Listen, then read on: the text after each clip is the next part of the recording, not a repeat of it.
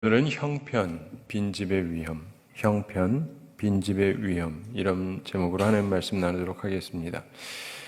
귀신 들려서 말 못하는 사람을 주님께서 고쳐주셨습니다. 그런데 귀신의 왕 바알세불을 힘입어서 그렇게 한다 이러는 자들이 있었고 주님께서 그것은 있을 수 없는 일이라고 말씀하시면서 결론적으로 특이한 비유를 말씀을 하십니다.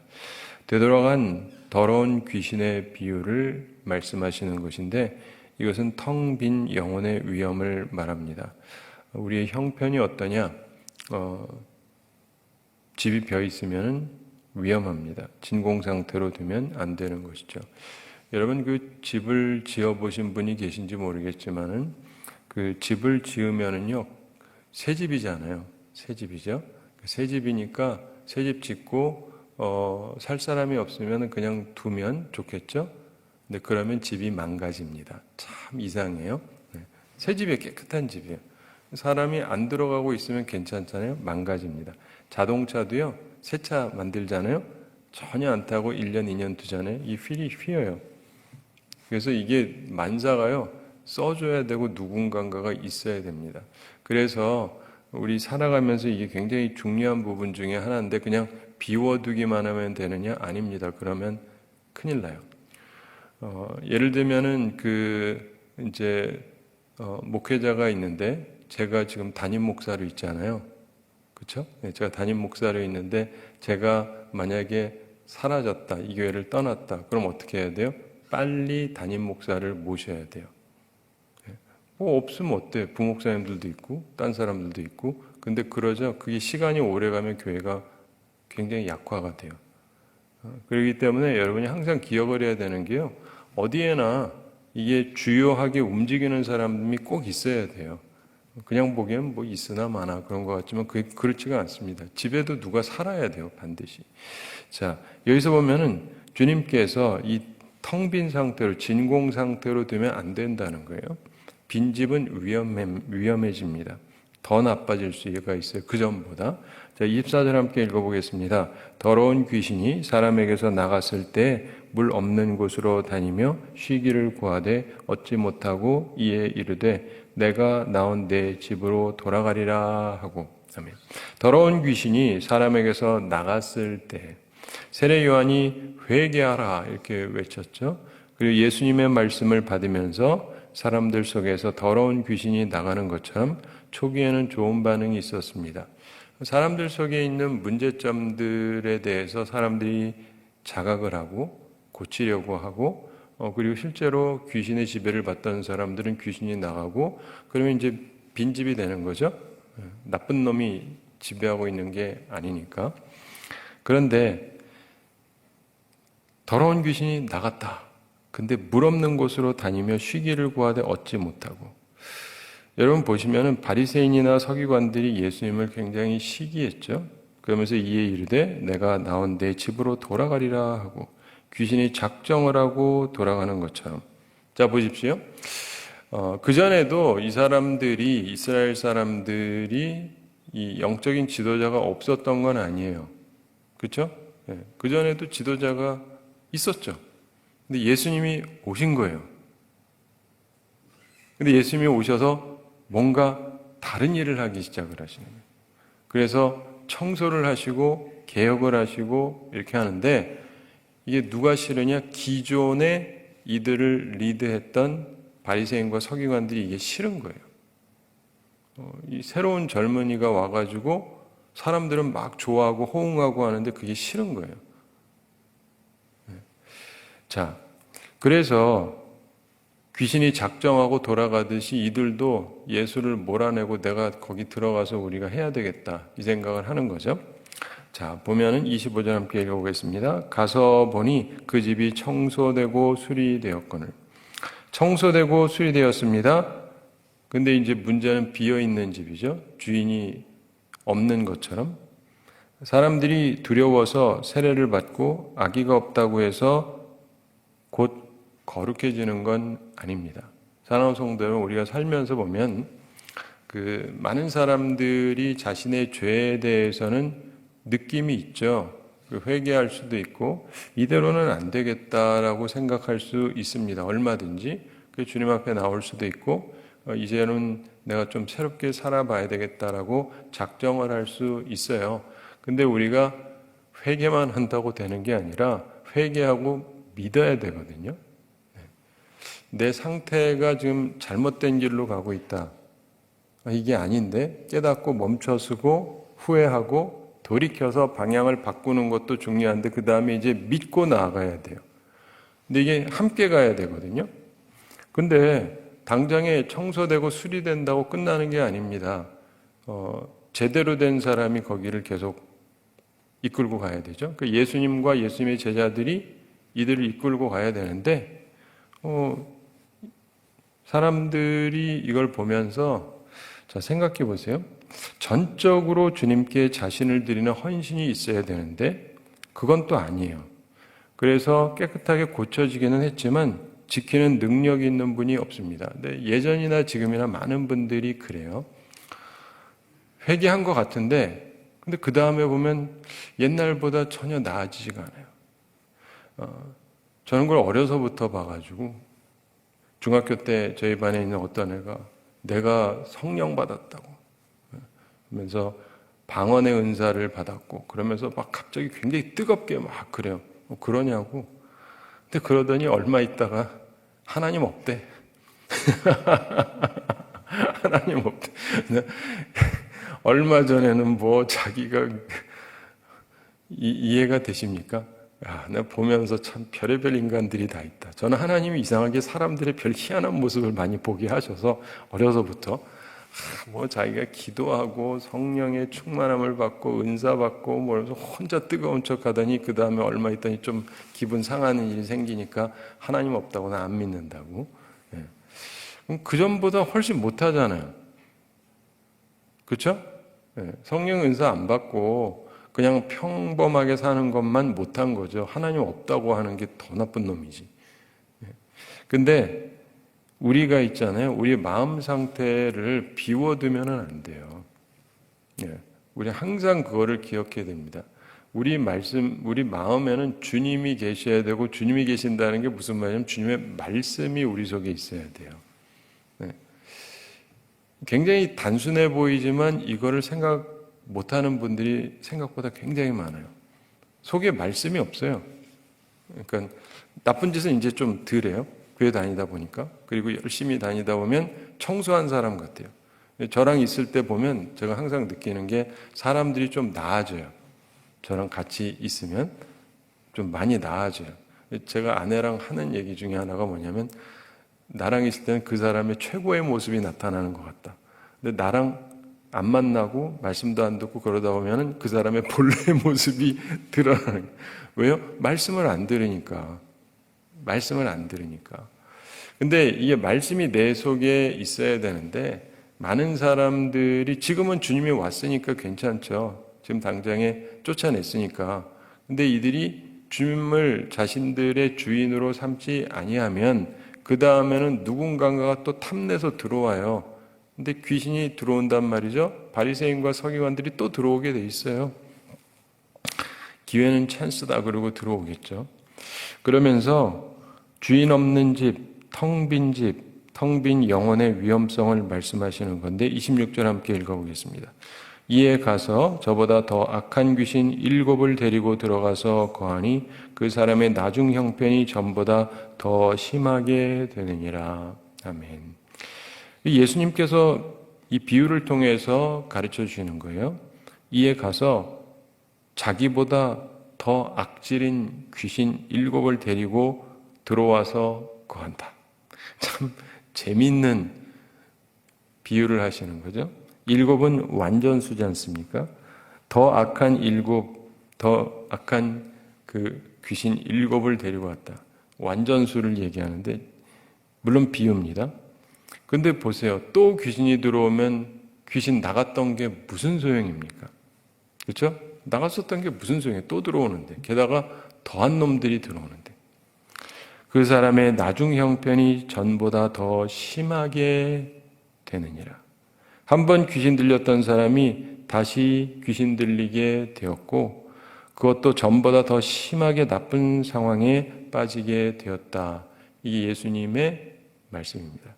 예수님이 이 이야기를 하시는 것은 바로 그 시대를 향한 말씀이기도 해요. 세례 요한이 와서 회개하라고 얘기하고 예수님도 회개하고 복음을 믿으라고 말씀을 하고, 그래서 그들이 일단 반응을 좀 했죠. 그리고 놀라운 일들도 많이 생기고 치유의 역사며 귀신을 쫓아내는 거며 많은 일들이 있었고, 또 그들이 주님이 말씀하면 와서 듣고 좋아했잖아요. 근데 문제는 청소는 됐는데 주님이 주인이 되느냐 아니냐. 제가 자주 말씀드리는데 가버나움이냐 제자냐예요. 예수님의 주요 사역지가 가버나움이었습니다. 거기서 많은 일을 행하셨는데 그 중에 많은 사람들이 예수님을 알았어요. 그리고 예수님의 기적을 체험했고 놀라고 좋아하기도 했는데, 그런데 그 중에 제자가 된 사람은 소수입니다. 그래서 그분을 따라가기로 작정하고 베드로, 안드레, 야고보, 요한 이런 사람들이 다 그쪽에 있던 사람들이고 마태도 그렇고, 그런데 이런 사람들은 예수님의 제자가 돼서 따라다녀요. 근데 나머지 대중은 안 따라갑니다. 결국 어떻게 돼요? 예수님이 가버나움을 저주하십니다. 가버나움아 가버나움아 하면서, 그러면서 결국은 가버나움도 완전히 사라지게 됩니다. 역사 속에서요, 한때 가버나움이 어딘지를 아무도 몰랐을 만큼 폐허가 되었답니다.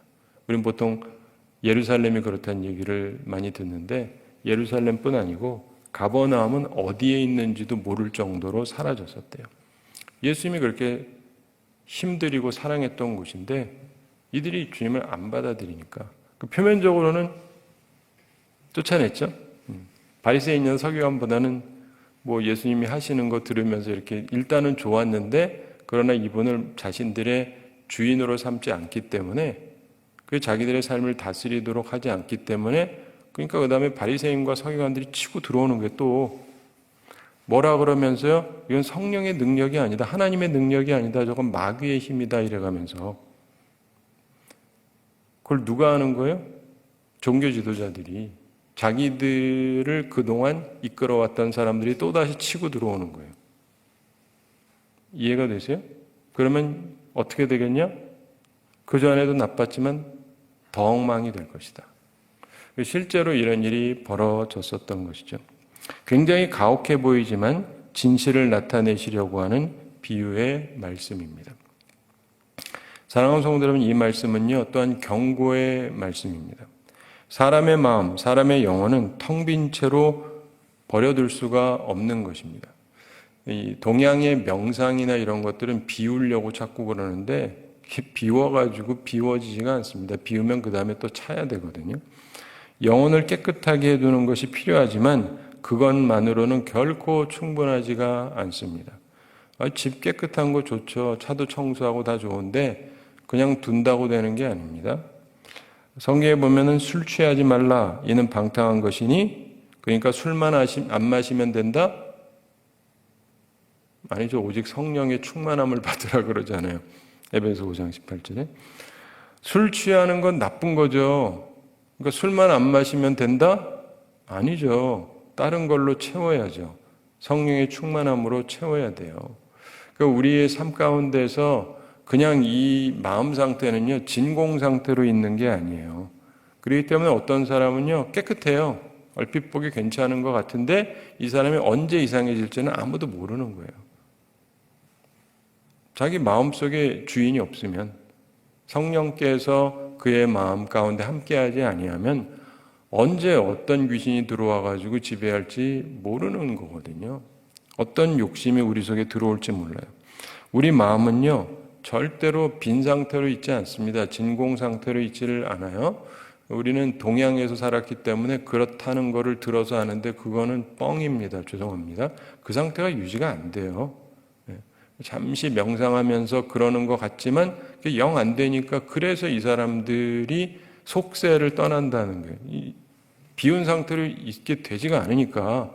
그래서 산으로 가는 거예요. 아무도 안 만나고 혼자 있고. 근데 그래도 잡념이 계속 든다 그러잖아요. 가족도 없고 아무도 없고 혼자 있고. 그러면 잡념이 안 들어야 되잖아요. 잡념이 계속 들어온대요. 사람의 마음 상태는요, 절대 그대로 있지를 않습니다. 그걸 항상 기억하셔야 돼요. 무언가로 채워져야 돼요. 여러분은 무엇으로 채워져 있는가? 악을 추방하는 거 좋은데요. 그게 결코 충분한 게 아닙니다. 악을 추방한다.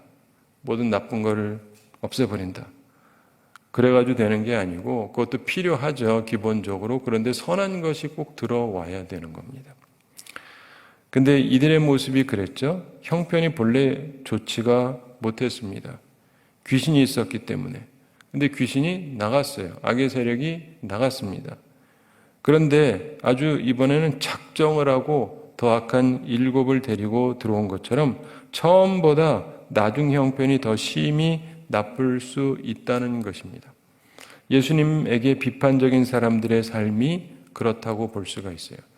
하나님의 아들이 왔으면 영접해야 될 거 아니겠어요? 그렇죠? 영접해야죠. 근데 그러질 않거든요. 그러면 그들의 삶은 비참해질 수밖에 없어요. 어제도 말씀드린 것처럼 하나님의 아들을 영접하지 않았기 때문에 하나님이 저주하셔서 이후에 크게 저주받았다 이렇게 해석해도 되는데, 조금 다르게 보자면은 하나님이 저주 안 하셔도 그들은 이미 저주 상태에 있는 거예요. 그래서 그대로 살면 저주를 받을 수밖에 없습니다. 여러분, 우리가 잘 아는 말씀으로 이제 한두 개, 가정만 해도 이렇게 적용을 해보면, 성경은 뭐라 그럽니까? 부모 자식 간에, 그리고 부부 간에 뭐라고 얘기하는지를 생각해 보세요. 세상이 가르치는 거 말고 성경은 뭐라 그러냐면요, 우선 부부 사이에 남편은 아내를 사랑해야 되는데, 예수님께서 교회를 사랑하신 것처럼 사랑하라 이렇게 말씀을 하세요. 예수님이 교회를 사랑하신 것처럼 사랑한다는 것은 우리가 죄가 없는 게 아니잖아요. 죄가 있는데도 사랑하시고 죄를 씻고 품어주시고 함께하는 것. 자, 남편이라는 사람이 나한테 그렇게 해주면 여성 중에 싫어할 사람은 아무도 없습니다. 내 남편이라는 사람은 나를 보호하고 나를 지켜주고 내 죄를 다 용서해주고 나와 함께해주고 나를 보호해주고, 그럼 싫어할 여성이 없어요. 근데 문제는 남자들이 이 말을 안 지키죠. 그 다음에 또 생각을 해보시면 여성들 입장에서, 그러면은 성경은 뭐라 그럽니까? 아내는 남편에게 순종해야 된다. 교회가 주님에게 하듯이 라고 얘기하는데, 자 보세요. 남편 중에서요, 내 아내는요, 내가 말하면은요 그냥 다 들어요. 그래서 내가 좀 부담돼요. 내가 말만 하면 죽으라면 죽는 신용까지 해요. 그래서 내가 좀 말하는 게 항상 신경이 쓰입니다. 제가 말할 때 신경 써서 얘기해요. 안 그러면 큰일 날 것 같아서.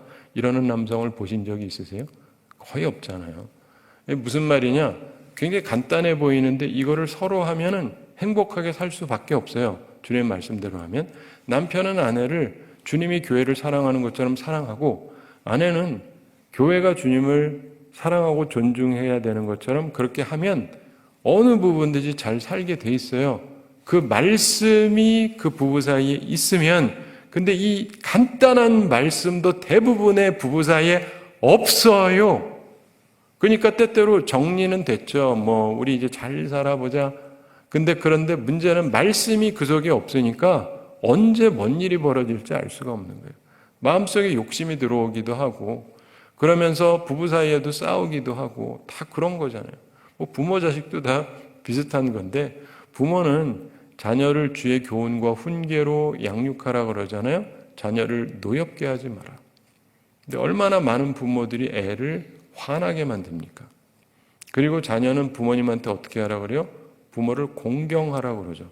부모 공격하면 안 돼요. 부모 때리는 놈은 죽여버려라. 이게 성경 말씀이에요. 문자적으로. 그러니까 부모님을 공경을 해야 돼요. 근데 생각해 보십시오. 자녀가 부모님을 공경을 하면, 저도 어려서부터 이제 공경하려고 노력했는데 어머님이 저한테 그래도 인정해 주시던 말이 있어요. 너는 말대꾸를 하는 적이 한 번도 없다. 저 말대꾸 한 적 없어요. 할 줄 몰라서가 아니라, 근데 이 말씀은 해서 할 말은 한다. 근데 말대꾸를 하는 적은 없다. 그러니까 덤비거나 한 적이 없었어요. 한참 자랄 때까지.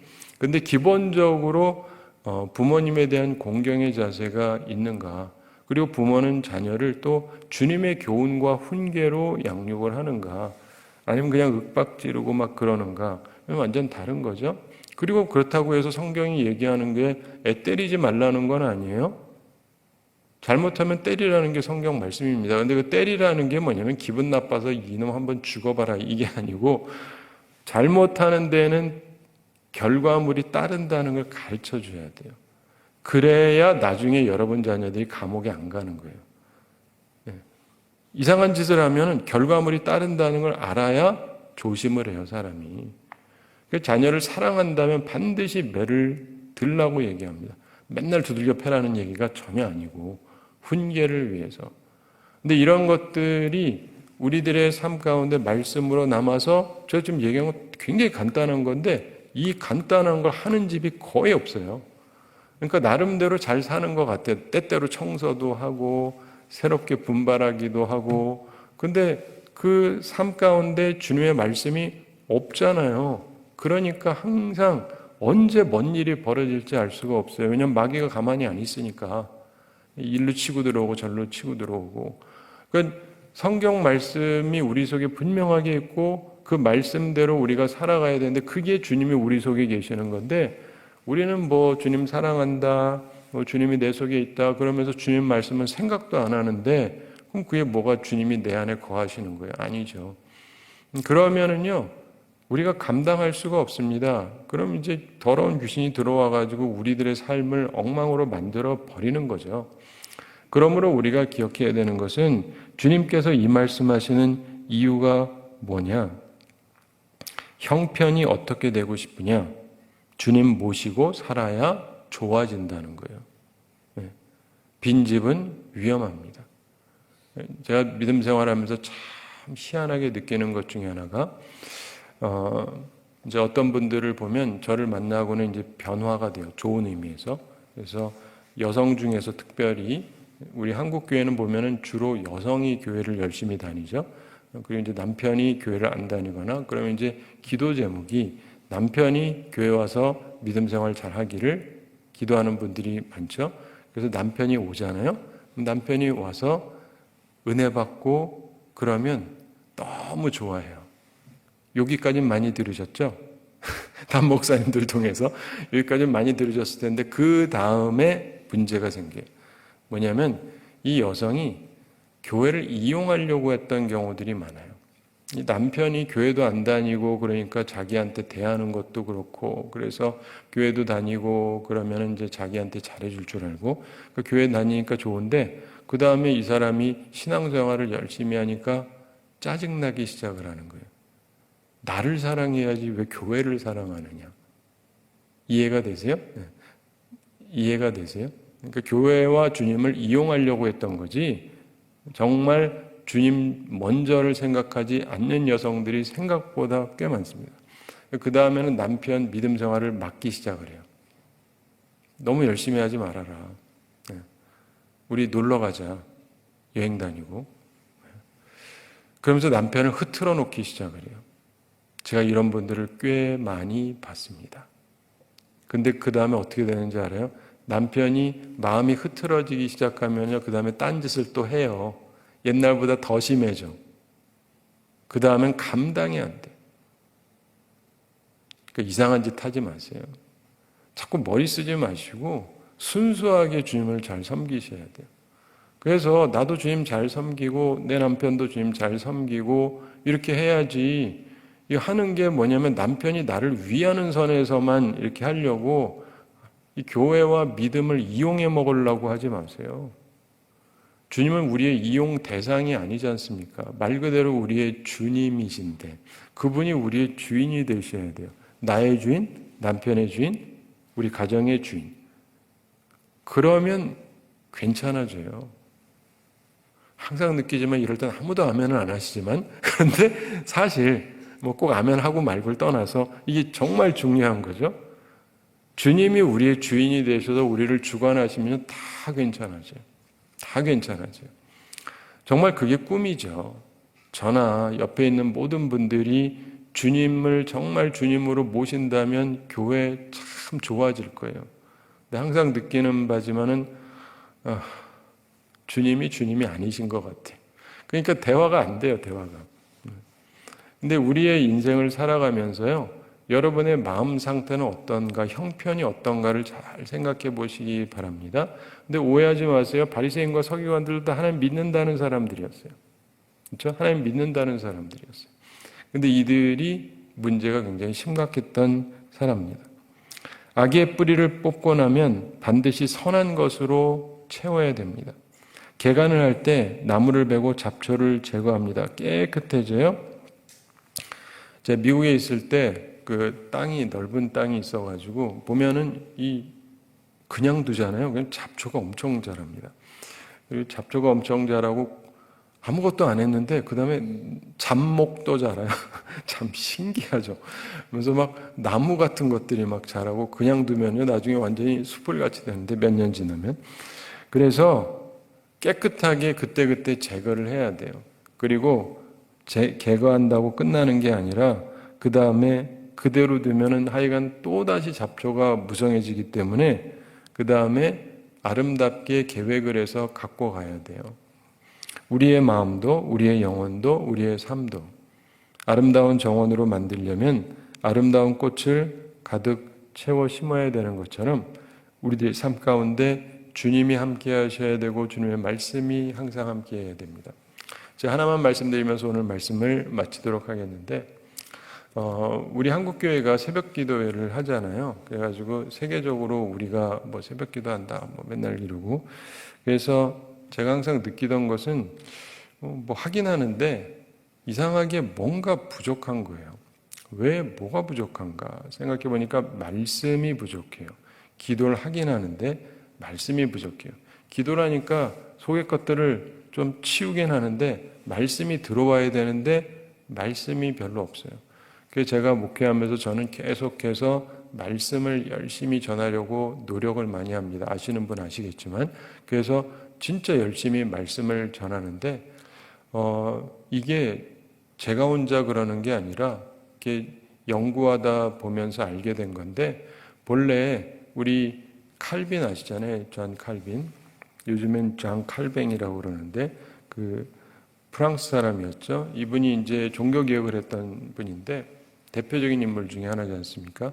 제네바에서 스위스에서 이분이 이제 사역을 했는데 뭐 주일날이야 당연히 그렇고 우리 한국 분들에게 잘 알려져 있지 않지만요. 이분이 매일 말씀을 전했대요. 매일. 우린 서양 사람들 안 하는 줄 알잖아요. 매일. 그래서 매일 여름에는 6시, 가을 겨울에는 7시에 매일 말씀을 전했대요. 매일. 수요일은 우리처럼 2번. 아침이랑 저녁이랑. 이해가 되세요? 이게 제가 하는 방식이 저 혼자 하는 게 아니라 이미 500여 년 전에 믿음으로 살았던 분이 했던 방식 중에 하나예요. 근데 여러분 항상 기억하셔야 돼요. 그냥 기도만 하고 끝나는 게 아니라 말씀으로 채워져 있어야 돼요. 삶의 지침이 있어야 되잖아요. 주님 뭐 주세요. 받았다 끝. 이거 가지고는 안 돼요. 그냥 더러운 거 치우는 것까지는 좋은데 그러면 그 다음에 주인이 있어야 되잖아요. 내 삶에 주인이 있어야 되고 그 말씀대로 움직여야 되고 여러분들이 항상 말씀을 사랑하셔야 돼요. 그걸 결코 잊으시면 안 됩니다. 그리고 말씀을 가지고 살아가시고 주님의 말씀이 내 속에 있는 것이 주님이 내 안에 있는 것이고 성령께서는 항상 무엇을 가지고 작용을 하기 시작하냐면 주님의 말씀이 생각나게 하는 분이 성령이세요. 일단 듣기는 들어야 돼 내가. 안 듣고는 성령께서 움직여 주시기를 바라면 어떻게 해요? 말씀을 듣기는 들어야죠. 그러면서 성령께서 오늘도 이 말씀 들은 걸 나중에 생각나게 하실 수 있는 분은 성령님이시죠. 근데 우리의 삶을 살아가면서 보면은 항상 기억을 하시기 바랍니다. 우리의 형편이 어떤가? 한국교회의 형편이 어떤가? 딱 보면 느낌이 어떠냐면 빈집 같아요. 그러다 보니까 완전히 엉망인 곳이 한두 군데가 아니에요. 개인적으로나 가정으로나 교회로 보나 교단으로 보나 아주 형편이 없는 곳들이 너무나 많아요. 사랑하는 성도 여러분, 이제 그러지 말아야 됩니다. 주님께서 우리에게 은혜를 베풀어 주시고 모든 안 좋은 거를 깨끗게 하시고 이제 주의 말씀으로 복 있게 살아가라고 우리를 불러주셨고 말씀을 계속 주시는데 그 말씀 붙잡고 우리의 형편이 빈집 같은 형편이 돼서 어려움을 불러오는 그러한 형태로 가지 말고 항상 주님을 내 마음에 모시고 주님의 말씀을 내 마음에 심고 그래서 승리하며 살아가는 우리 모두가 되기를 바랍니다. 우리 함께 기도하겠습니다. 사랑의 하나님 아버지, 우리를 사랑하시고 오늘도 저희들에게 귀한 말씀 주심을 감사드립니다. 주의 말씀을 기억하면서 저희들이 온전히 살아가게 하여 주시옵소서. 우리의 형편이 어떤지 이 빈집의 위험을 생각하면서 내 마음 상태가 빈집은 아닌지 생각해 보게 해주시고 참으로 주님이 내 마음속에 진정한 주님으로 우리 가정의 진정한 주님으로 우리 교회의 진정한 주님으로 우리 교단의 진정한 주님으로 우리나라와 민족의 진정한 주님으로 우리들의 모심으로 우리의 삶이 형편이 좋아질 수 있게 해주시고 하나님께서 주시는 기쁨을 가지고 생명력을 누리며 살아가는 저희들 되게 하여 주시옵소서. 우리 성도들 영육간에 강건케 해주시고 일용할 양식 공급하여 주시고 시험에 들지 않고 악과 싸워 이기는 죄의 용사들이 다 되게 하여 주시옵소서. 우리들의 삶에 어떠한 어려움이 있다 할지라도 다시 일어나기를 원하시는 주님, 주님의 말씀을 저희들이 기억하고 그 말씀 붙잡고 다시 일어날 수 있게 하여 주시옵소서. 웃음이 없는 사람에게 웃음을 주시려고 하시는 주님, 어디로 가야 될지 모르는 사람에게 인도함을 주려고 하시는 주님, 무엇을 해야 될지 모르는 우리들에게 다시금 사명을 주시는 주님, 그리고 주님께서 우리로 하여금 다시금 보게 하실 때 다시 보게 하시려고 하는 주님, 주님의 인도하심을 따라서 우리들이 다시 일어나고 온전한 자세로 살아가서 하나님께 영광 돌리며 살아가는 저희들 다 되게 하여 주시옵소서. 무의미한 삶이 아니라 의미 있는 삶, 생명력이 넘치는 귀한 삶을 저희들이 이제 살아가게 하여 주시옵소서. 감사드리며 예수님의 이름으로 기도드리옵나이다. 아멘.